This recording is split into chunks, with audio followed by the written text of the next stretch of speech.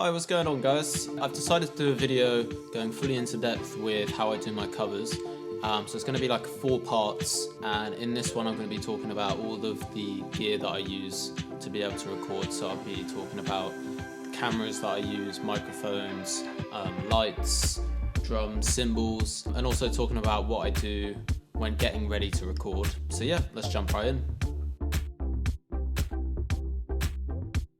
So in terms of what I use, I'll start off with cameras. The main front angle, which is this one now, is a Sony A5100, which I bought not too long ago. Bought it used for around £200-ish. With the second camera angle that I use coming in from this side, it's a camera that I bought absolutely years ago, which is a Sony HX200V, I think. And then I've got 3 GoPros, so one of them coming in off the side rack here, which is attached to the cymbal stand, one coming down from the ceiling, and then recently I've done like a kick cam, which I've literally just got sat on some books right next to the kick pedal. In terms of microphones, I bought the DP7 Audix mic pack, so that comes with 7 mics. So you've got the Audix i5, which is for the snare drum, 2 D2s for the toms, and then a D4, which is like a floor tom mic, the Audix D6, which is on the kick drum, and then 2 ADX51s, which are the overheads. Obviously with them, you're gonna need XLRs going into all of them, so 7 cables as well.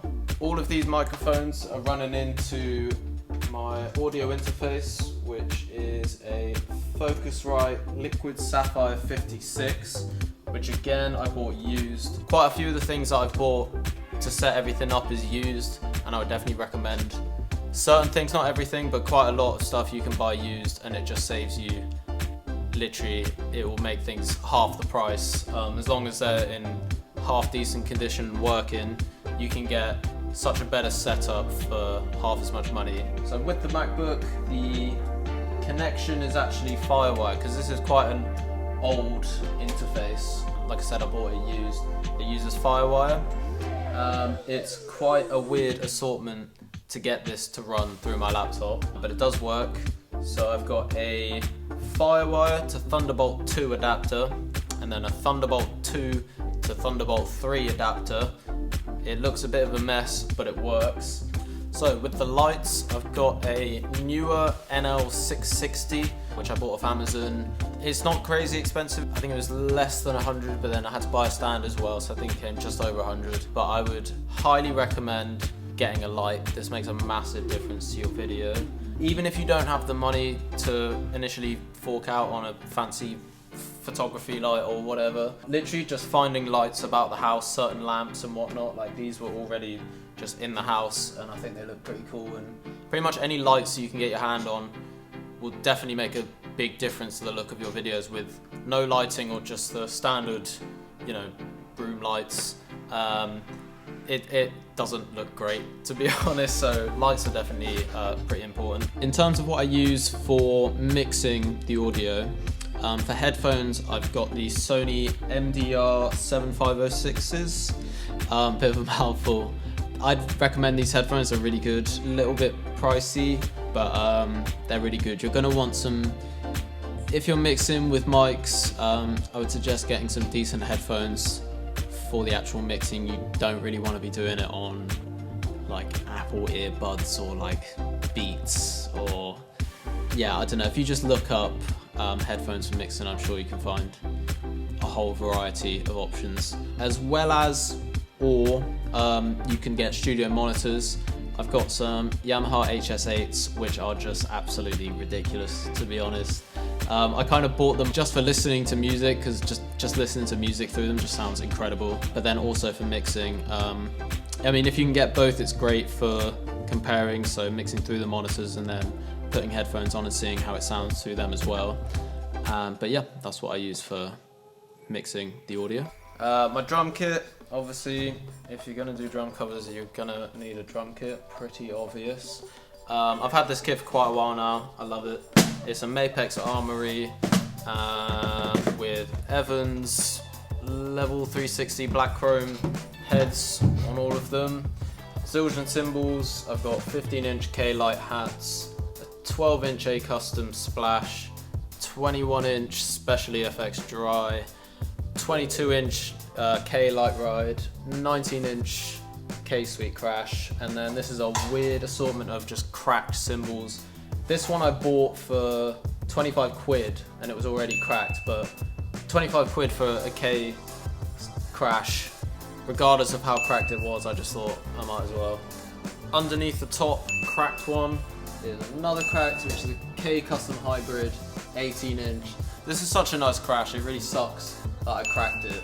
I didn't buy it cracked, but yeah, it cracked.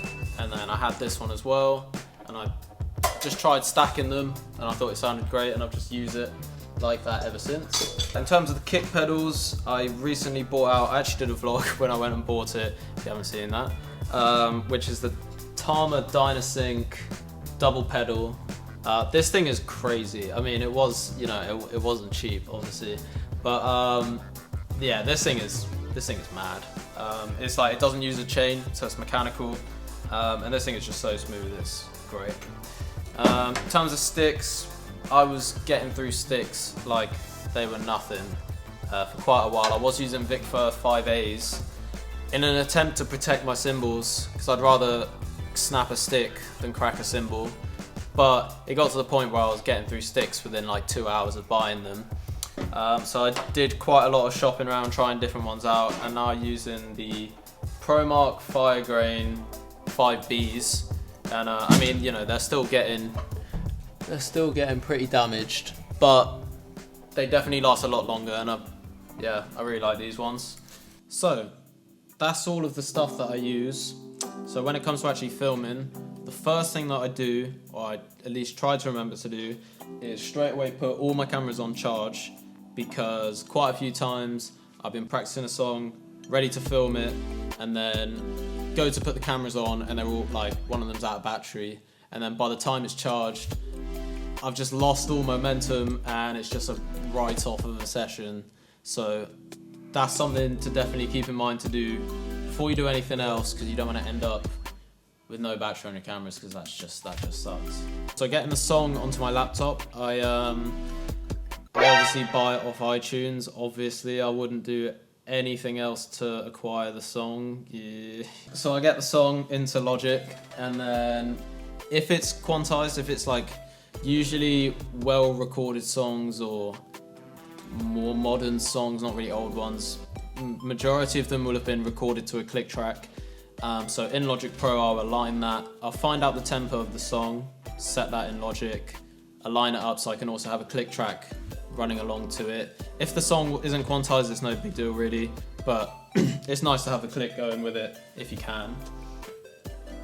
Right before I'm about to record, I'll do a quick little mic check. So I'll just do a recording with all the mics going, just tapping along each drum, because in the past I've had it where one of the mics, either like a tom mic or the kick mic, is really crackly, and I've recorded some takes and thought, wow, these are really good. A few days later, gone to edit them, and one of the tracks is just unusable, which sucks. And it's only a case of just unplugging the XLR and plugging it back in. That usually does fix it.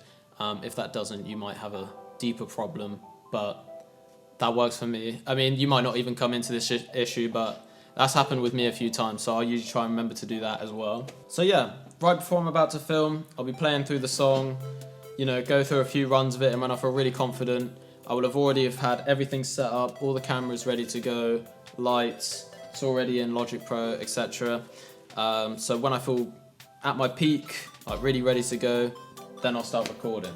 So when going for takes, I'll turn on every camera, start recording before I've started recording on Logic. Leave the cameras recording as long as possible. This front camera, it will usually overheat around 25 minutes. So depending on the length of the song, that gives me about 6 or 7 takes usually.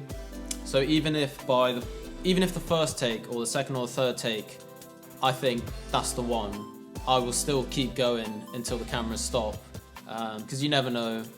I think it's better to just keep going, and also doing it this way is a lot easier than turning on and off the cameras each take. I used to do that in the early days, and you just have to keep getting up, going around, and all this time you're losing time.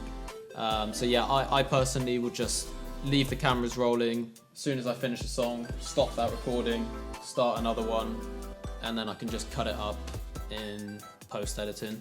Cool, so yeah, that's everything that I use, and also what I do just before getting ready to record. Thanks so much for watching this video. If you made it this far, thanks so much, it really means a lot. I've been putting quite a bit of time into making these videos. If you want to subscribe, you know, everyone says it, but feel free to do so. It does really like motivate me to keep going with this channel, and yeah, you know, helps you catch up with anything new that I'm uploading. So the next part, I'm going to be actually recording a cover, and then I'll be going into depth with all of the audio editing side of things. So yeah, stay tuned for that. Thanks very much. Cheers.